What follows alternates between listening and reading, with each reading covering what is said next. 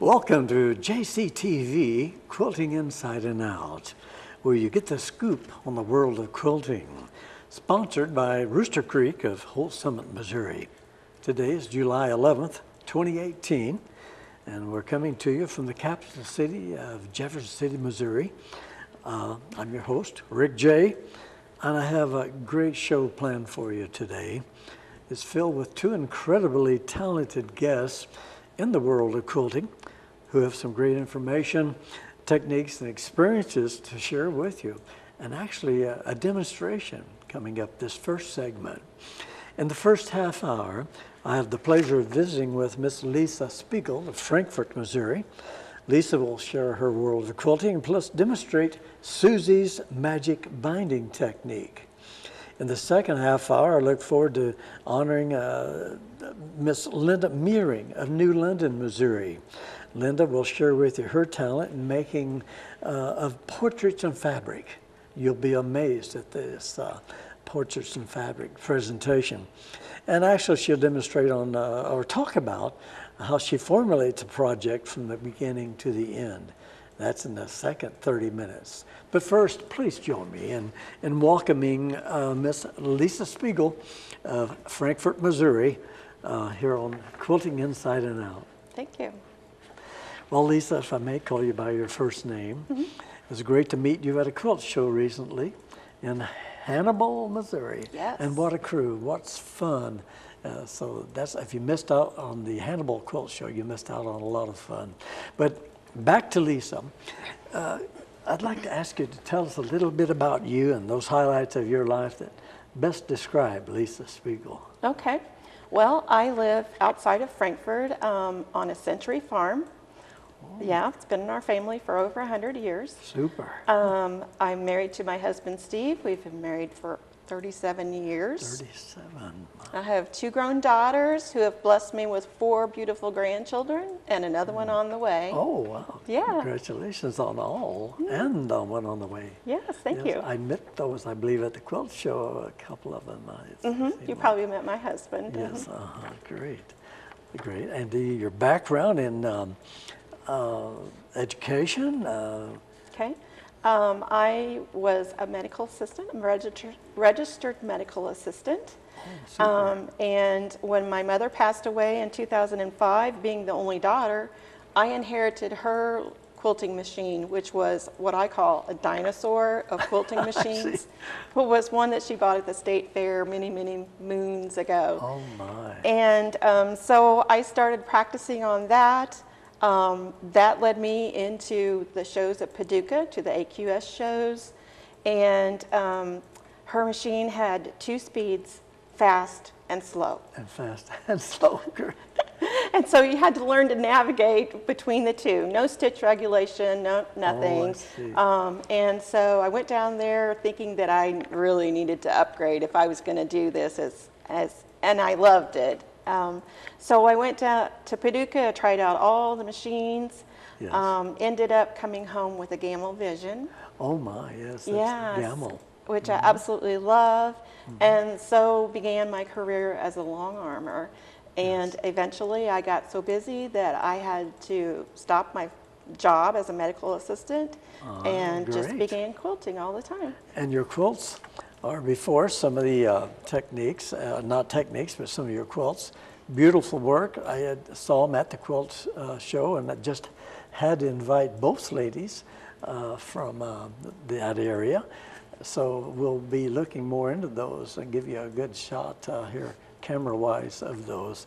Well, I can almost guess how you somewhat got inspired with Mother. Had a lot to do with that, or you just happened to decide it's time for me to pick up the machine and go with it. So can you tell us really how you first began your multi-talented experience in sewing and quilting? Well, I say I started quilting when I was very, very young. I can remember my mother putting together quilts, and she always tied them. Well, she would cut the strings, and I would go behind her, and I would tie them. And that was so much fun for me, because I can remember being littler and I didn't know how to tie knots. Yes. So I didn't get to do it then. But when I finally got to tie those knots, that was really something for me. My aunts quilted. My mother did a lot of quilting. I can remember her using cardboard templates and cutting pieces out in front of the television. And so when I found out you could do it with a rotary cutter and you could do it really fast, I was in. Haven't things progressed? Yes. I was just talking to Sister the other day, and how things now, it's just unbelievable. She'll be featured on a show August 1st, which we'll get into our family of quilts and how they began. I started as tying for grandmother and then finally mother, so I can identify with that. Sewing, I did have an opportunity to sew some a Naugahyde for my 55 Chevrolet seats and redid it. So anyway, I have some, but not into quilting. I have made, though, a couple of quilts. So not to take the show away from you and the focal point here, but I can identify.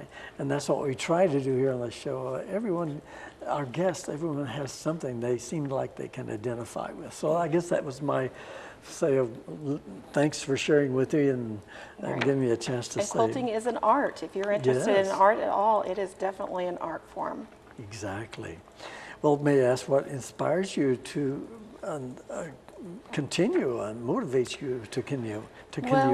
Well, when I go to quilt shows and I see all these magnificent quilts, I think, I want to make that. I want to do that. And not only that, but I belong to a wonderful guild that has so many talented people in it. And they're all very willing to share their art, and so you're always wanting to try something new and see if you can do it.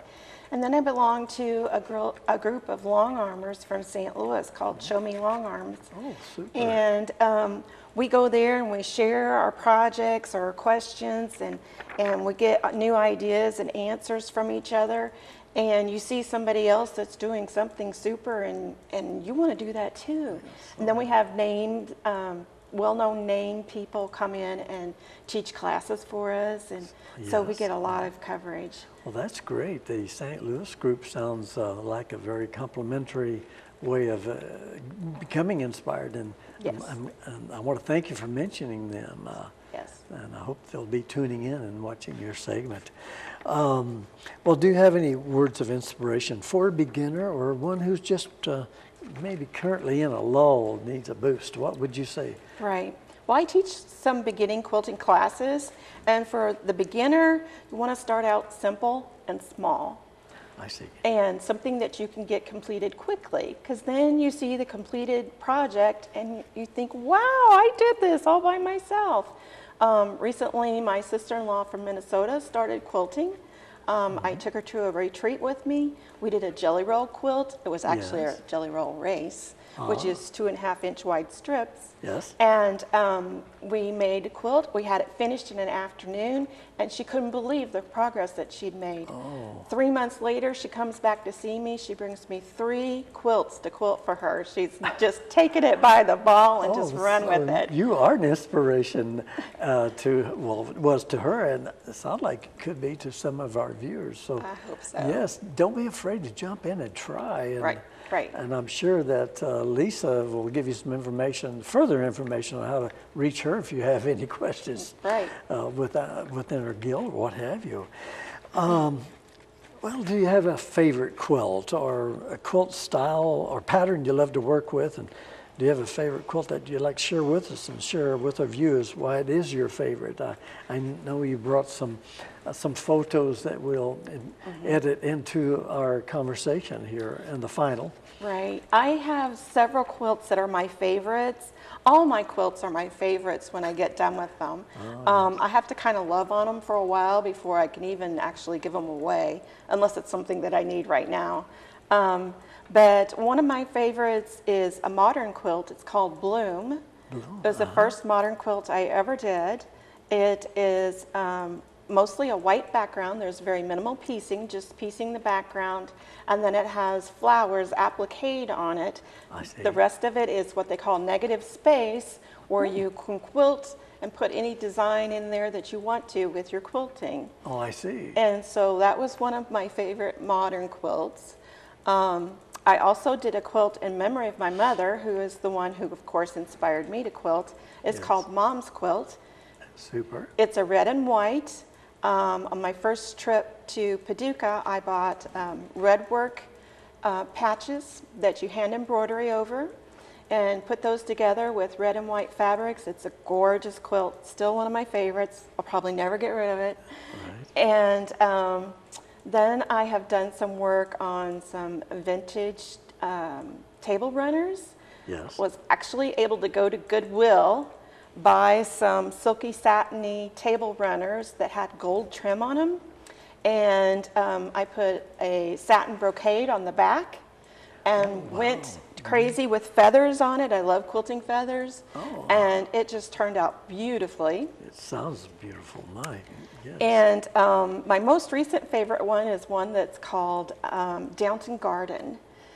And it was inspired when I walked into a quilt store in Springfield, Missouri, and they had a kit there that said, that was made out of all of Downton Garden line of fabrics. Right. And this particular line was named after the Dowager Duchess, and the quilt was called Violet. Awesome. That sounds awesome. So I call it my Downton Garden quilt because I love the show Downton Abbey. Yes. And so it's inspired after that. And it has piecing, it has needle turn applique. Oh, yes. And then I also embellished it with 3D flowers that have little pearl buttons in the middle of the flowers. Oh, super. So it's really, really darling. It's one of my favorites. So you're using embroidery, yes. applique, yes. What have you, really, to combine everything now that is used in these processes to develop these magnificent quilts. A lot different than what it was in the 1930s, that's for sure. Yes. So that sounds exciting. I'm learning more and more as I go, and I look forward to the quilt show this weekend, in fact. Well, Lesa, we have to take a short break, but look forward to a demonstration or instructions on a demonstration showing the binding technique that Lesa talks about called Susie's Magic Binding. So after the break, Lesa Spegal shares with you in the process of Susie's Magic Binding, how it may be a new process that you might be interested in, and how to incorporate this binding technique into your quilt. So stay with us. We'll be right back. Oh, hey, look, that's my sister. Hey, Nicole, isn't your dad supposed to be here? He's coming. He promised. I trust him.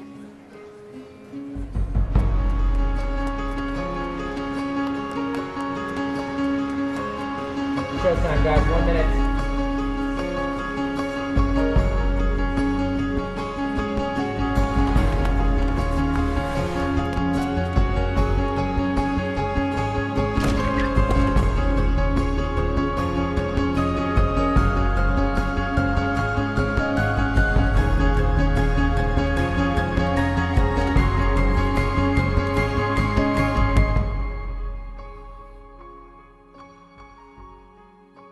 This is Sparky.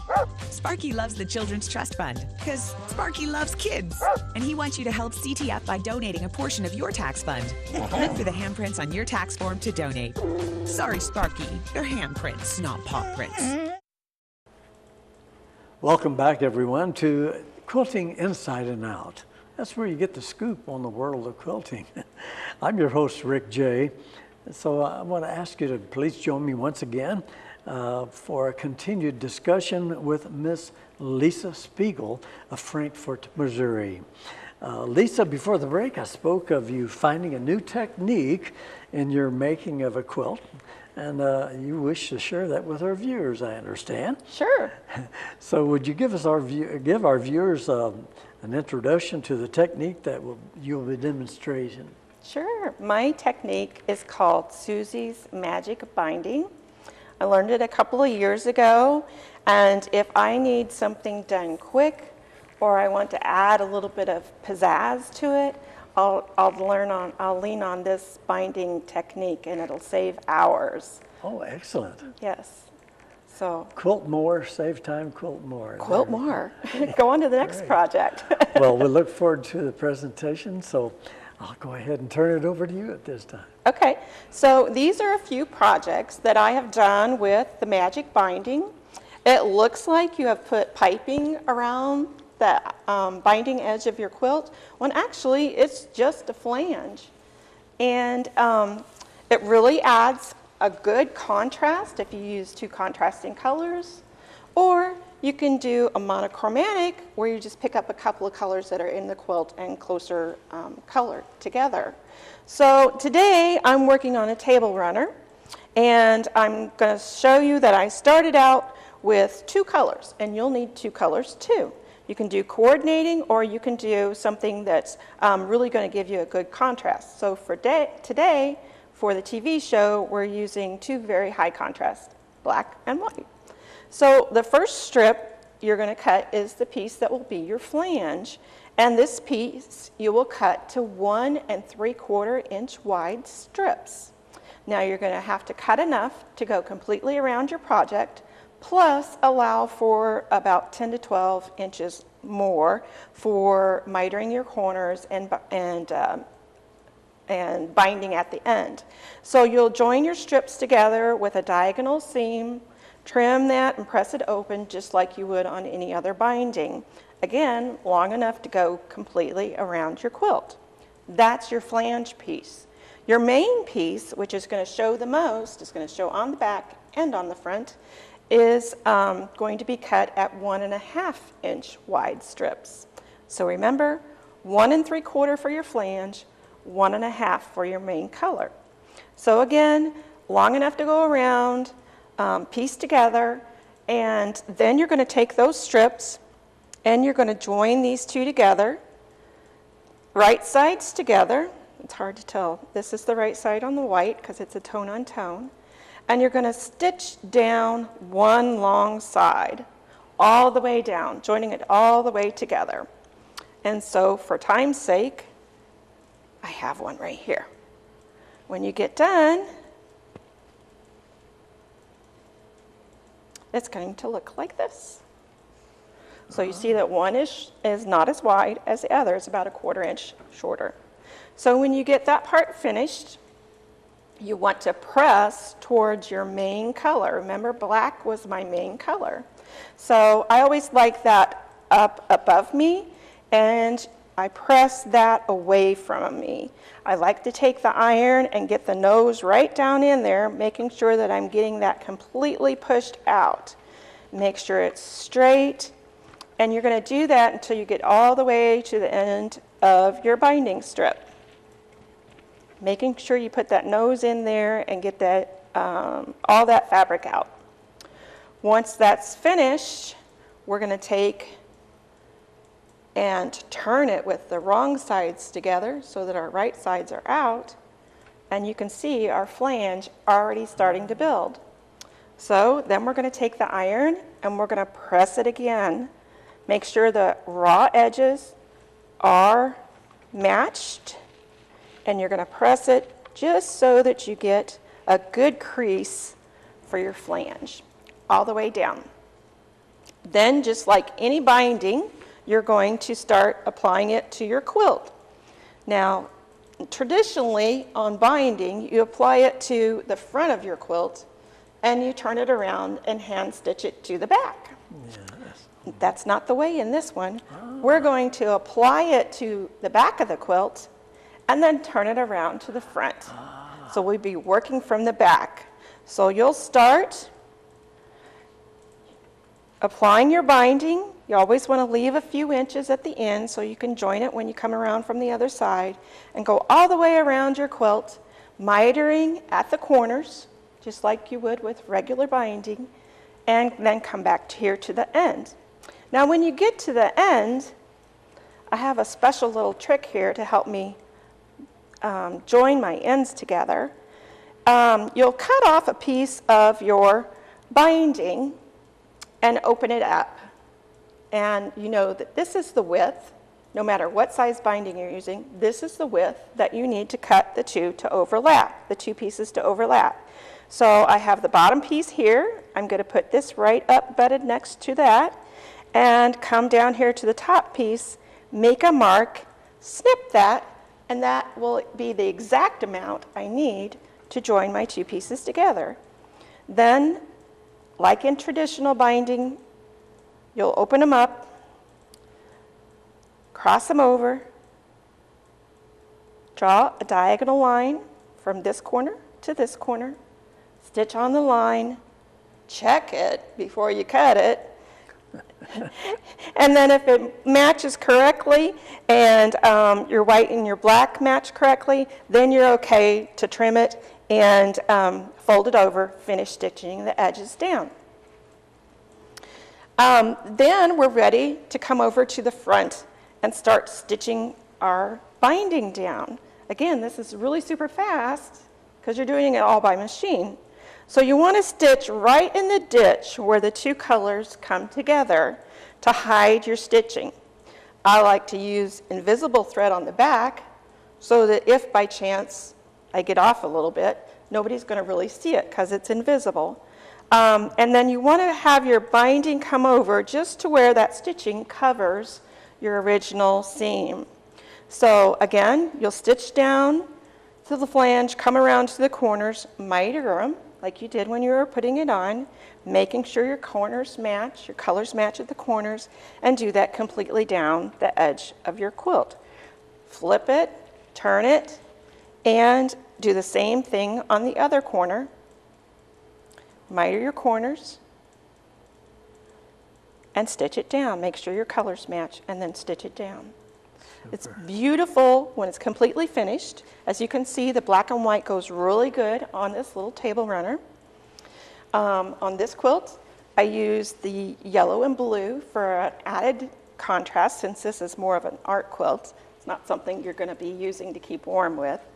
I used it on these pot holders because it's really fast. These things are going to be washed if you live in my kitchen. They're going to be washed a lot because I'm a messy cook. So I know that I can throw this in the washing machine repeatedly and that seam's going to stay put.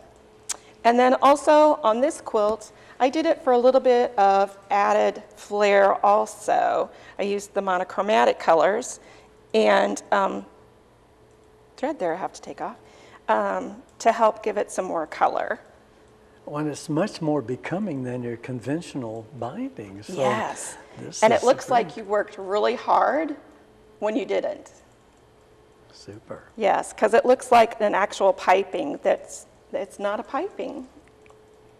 No, that's my first thought. It looks like you're preparing a piping for you. But it's not. It's not. It's beautiful work. Thank you. It's a great presentation. I know our viewers will gain a lot of information from the presentation and possibly be inspired to give that a try in preparing their own quilts. Well, Lesa, do you have an email address, website, or phone number you'd like to share with our viewers? I don't have a website, but they can reach me by calling me at 573-248-8866, or they can find me on Facebook. Well, thank you again. I want to thank you for being our guest today. It's driving down from Frankfort, Missouri, and sharing this technique with us and your history, let's say, in life in quilting. So thank you so much for being with us. Thank you. It's been my pleasure. Okay. Well, after the break, we meet Miss Linda Muehring, who is gaining recognition through her travels with her quilting talent and the making of portraits in fabric. You'll be amazed at what you'll learn and see. Linda will share with us her world of quilting and her process in the completion of a portrait in fabric. You do not want to miss this, so hang with me. Stay with us. Rick Jey saying, we'll see you in a moment. Rooster Creek Quilting in Holt Summit, Missouri is your one-stop shop for all your quilting needs and more. Their specialties include great customer rapport to assist you with finding that perfect fabric, notion, pattern, pre-cuts, and embroidery supplies. Rooster Creek also offers professional long-arm quilting services and classes and much more. Don't wait for the rooster to crow. visit Rooster Creek Quilting at Holt Summit Plaza, Holt Summit, Missouri. It's a great place to go for all your quilting needs.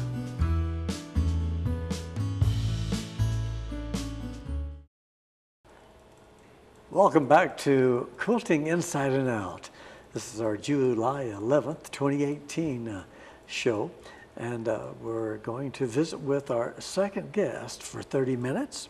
I'd like to introduce you to our next guest, quilter and more, I like to say.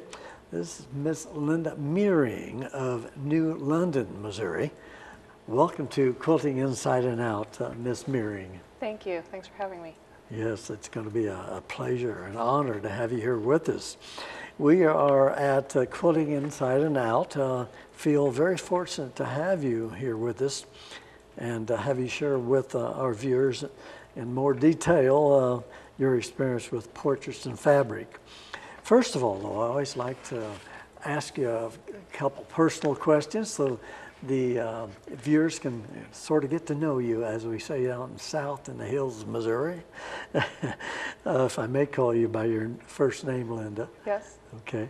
Can you share with us the origin and the highlights of your life that best describe Linda Muehring? I'm married to my high school sweetheart, Corey, of 20 years. Oh. We have 4 children and 2 grandchildren. Super. And I'm very active in the school district, bus driver, active with my kids in 4-H, and active in my Hannibal Peacemakers Quilt Guild. Excellent, excellent. And that's where I got to meet Linda and take a view of her artwork. I can honestly say it's more like artwork. Of course, all quilts are artwork. It's just amazing.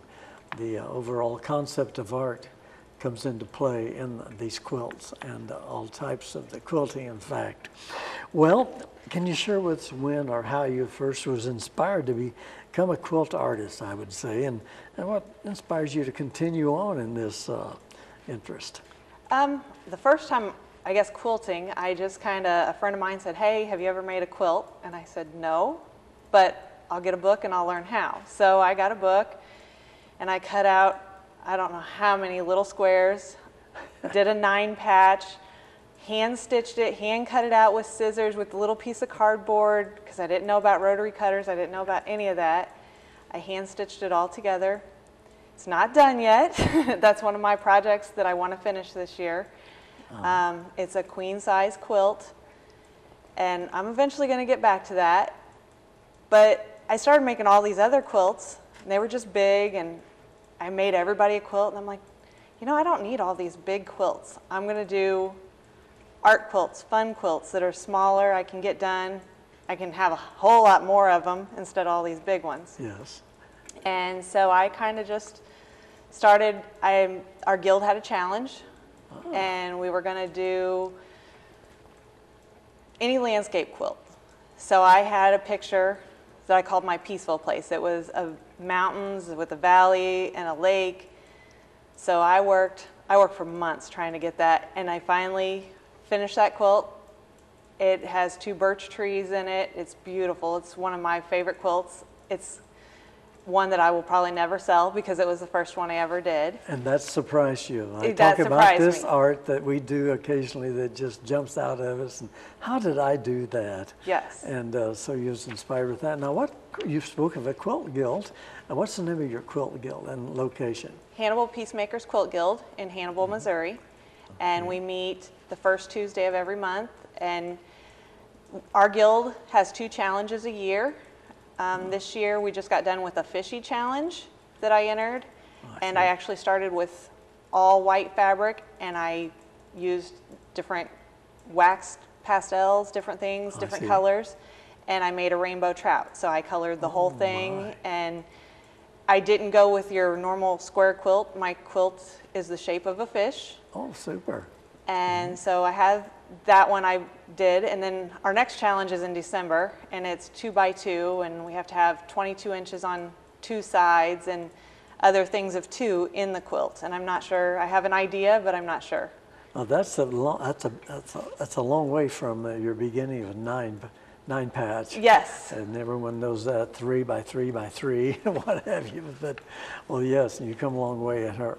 You'll be surprised. You've brought with you some photos that we'll show intermittently here throughout our conversation. And as you identify those photos, will help our viewers get to see exactly what I've been talking about here in the last few minutes, and for the last couple of months, ever since I twisted Linda's arm to come on the show.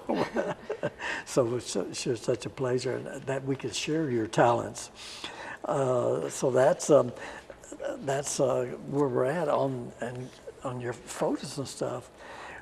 Well, Linda, your interview is most intriguing. Have you got anything else you'd like to share before we take a break and come into the more in-depth look into your how do you develop the projects and choose your colors? I just like to say to everybody, try anything. I mean, everybody says, you know, think outside the box. Well, I apparently did not come with a box. I must have been broken from the get-go. So definitely try anything new. The more new things you try, the more you'll be surprised at what you can do. Right. Now, there's a piece that I was amazed at or by, and that was is it like a three-plex? That was another quilt at our quilt show. Yeah, I had a self-portrait there where I did all thread painting of myself. I got online. I wanted to learn how to do it. So I got online. I took an online class, and in 8 hours, I sat down and I had a thread painting that was my self-portrait, looked just like me.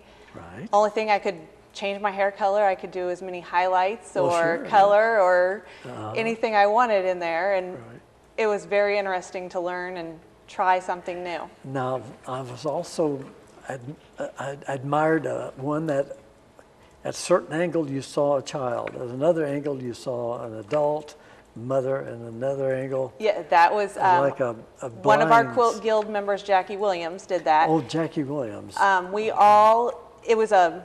It was another challenge, guild challenge we had. I see. So we all had done a self-portrait, and mine was the thread painting. She did one of herself as a child from one angle. You looked at it from another angle, and it was her mother, and you looked at it from another angle, and it was her father. So again, something that I'll have to talk to her one of these, maybe we can get her on the show.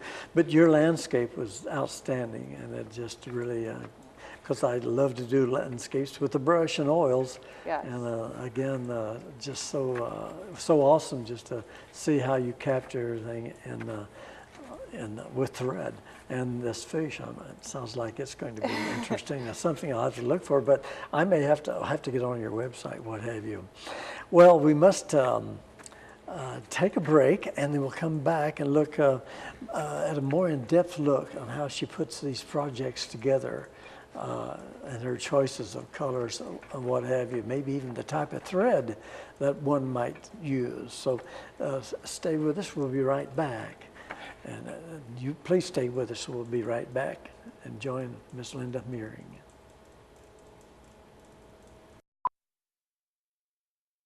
Being a parent can be challenging. During stressful times, stay calm and take deep breaths to relax before handling hectic situations. When stress heats up, keep your cool. Parent with Patience. Children's Trust Fund of Missouri. Strong families, safe kids.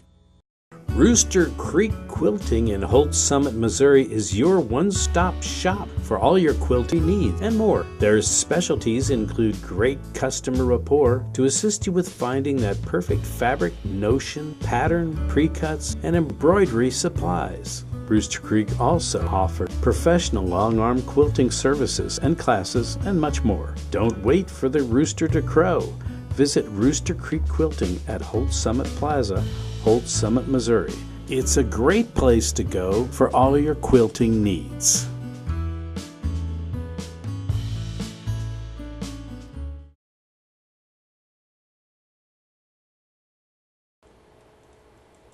Welcome back to Quilting Inside and Out. Please join me now for our final moments with Linda Muehring, an exciting quilt artist who does portraits in fabric, as you can see with some of the photos that we've included into the interview. Well, Linda, you've traveled extensively with your artwork. Can you give us a rundown on your travels and what each journey has brought forth in your world of quilt art? I'm sure they have some special meanings for you. I have cherry wood fabrics. They have a challenge every year. I first seen it in Paducah 2015, I believe, and the theme was Wicked. And I came home and I said, I don't know what that is, but I have to learn about that, figure out where to go. I want to do that, because they give you a theme, they give you 3 colors. Oh, I see. And then you have to create something, and you have to do a 20-inch by 20-inch square. So the next year, I found out about it. The theme was Lion King in 2016. And so I did a lion head, and I called it Fierce. I actually used taxidermy eyes and made the lion's eyes look really real. I do recall that. And so that one, I got to actually travel and see it. I believe I went to Des Moines to see it the following year. Right now, the 2017 challenge for cherry wood was Van Gogh. And I did Van Gogh self-portrait painting the Starry Night. And the Starry Night is a thread painting, so the whole Starry Night picture is done out of different threads, metallics, just different color cotton threads. And that one, he has a removable ear also. His ear is Velcroed on and comes off. I see. And he's traveling. He will be home 2018 sometime. He's getting ready this fall to go to France and be on exhibit. And then this year, 2018, the Cherry Wood Challenge was Prince, and I knew nothing about Prince. I see. I wasn't a fan, but I've learned a lot, kind of becoming a fan. I actually find out Friday whether or not Prince is going to travel or how he does. So I'm kind of curious to see And you speak how well. speak of travels. What shall we say makes them a traveling piece? Is that up to the jury? It's up to the selection? jury. You take pictures and you send your pictures in. They usually want an overall picture and then close-up of details.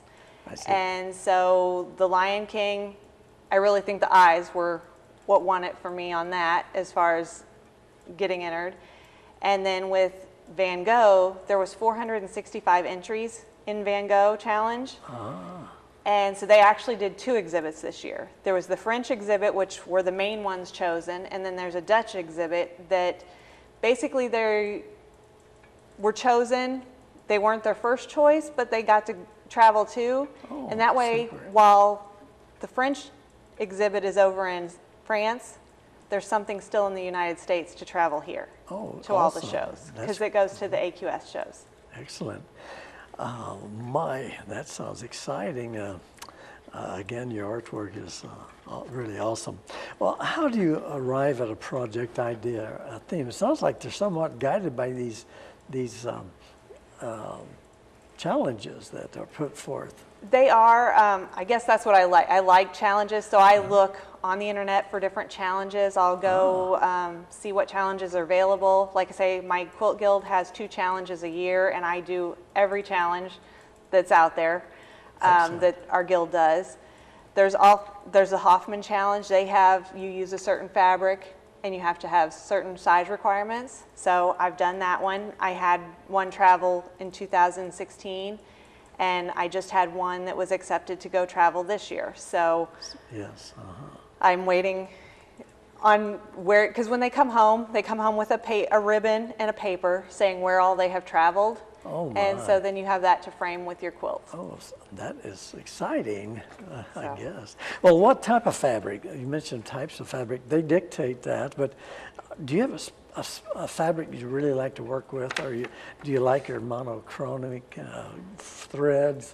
I like cotton, but then I like bling. So if I can get glitter My quilter, if I have to send it off to be quilted, my quilter hates glitter, but glitter, anything that sparkles, I use rhinestones, like the taxidermy eyes. I try to think of things that people don't normally use on quilts.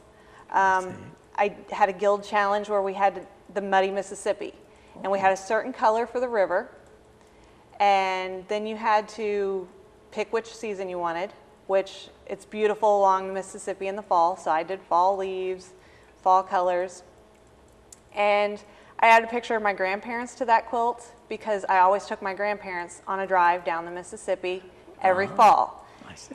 And I got done, and it just wasn't done. I had, I want to say, a couple weeks before the guild challenge was due, and I drove down the road and I seen a cornfield, and I said, that's what my quilt needs. So my quilt actually has real corn and beans. Oh, I see. So you do use the materials from nature? Yes, I use anything I can stitch on, glue on. There's a flexible glue that you can use and glue. Like the corn I cut in half and it's flat on one side, so I glued it to the quilt and then stitched around like the silk, corn silk around the outside edge, and the beans, I glued those on and stitched those down. We had some very interesting pieces, and there's a young lady out of Eldon, Missouri that does most of her artwork, her art pieces, quilting art, with nature's whatsoever available. She says, I see that, yes, you have that same thing. Now you talk about sewing them. There's a lady by the name of Linda Muehring that uses kind of a free arm, open foot. Is that how you or do it by hand? I use a Husqvarna Viking Lily, and I sew everything. I've broken several needles because it tells me what it does not like. Yes, I can imagine. But if I can sew it under there, I sew it. If not, I'll tack it here and there by hand once in a while. But most of the things I've sewn on have went underneath that sewing machine. Oh, super. I thought maybe that would be the case because your type of work, it just can't really, it's more, it has to be almost freehand. Yeah, you just, I have a free motion quilting foot. I use that once in a while. Free motion quilting foot. There you go. There's the key. Free motion quilting foot. Oh, great. Key point there. Super. Well, what are your goals at this time with your quilt art? I'm anxious to see Friday, how my prince does, and if it's going to travel. Just doing more challenges and learning more that I can do.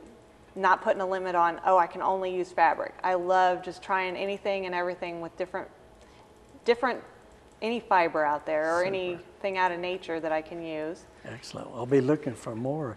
In fact, we just missed, I had 52 artists that's been on the programs, Mid-Missouri Art News or the Spotlight on the Arts, and some of them were quilt artists, and the show is, after that's closed today, but we're looking at a 2020 for the next calling to nature's art. So I want to give you an invitation today to make sure you put that on the calendar. 2020, I'll be letting you know and try to reel you in. And those artists were from all over Missouri and well represented. One from New Jersey, in fact, was a sculptor. Well, that sounds like fun with your latest project, especially with the Van Gogh. I can't wait to see that. Will you be exhibiting your works locally where our viewers may view them? Yes, right now, starting Friday, all of my art quilts are on exhibit. That's why I didn't have any to bring with me to actually show. They're all on exhibit at the Hannibal Arts Council in Hannibal. And they will be there till August 4th. Super. So they're on display. There's a little bit of everything. I went back through pieces that were my first pieces. They're in there all the way up to my most recent. And the Van Gogh and the Prince, since they will probably be traveling, they have pictures of those in there. Super. That would be worth the drive to Hannibal, to the Hannibal Arts Council, just to see her presentation. So I might even have to make that trip again. So thank you. Well, would you like to share your email address or what have you with our viewers, where they may be able to contact you for tips or if they're interested in a commission work by chance? Sure. My email is clmuehring, ehring@hotmail.com. Okay, we'll throw that up on the screen Okay. in the final edit of the program. So, well, Linda, on behalf of JCTV and me personally, I sure want to thank you for being my guest today. Thank you so much for being here with us. Thank you. Thank you. Well, and now the scoop on the world of quilting. I'll have to share with you a few things that's happening. We're going to be a little bit too late for this program for the Rooster Creek, which takes place beginning the next 3 days here in July. I look forward to that. I'll be there on location with another interest of mine. The Ozark Peacemakers of Springfield, Missouri. Don't forget, they have the date set for upcoming events for the 2018 Quilt Show. September 29th, 30th, and the 30th this year. So you may check their website also for more details. I'll be at that location also. Then Cape Girardeau coming up. Cape Girardeau, Missouri will be hosting their 2018 Quilt Show. That's September 29th and 30th.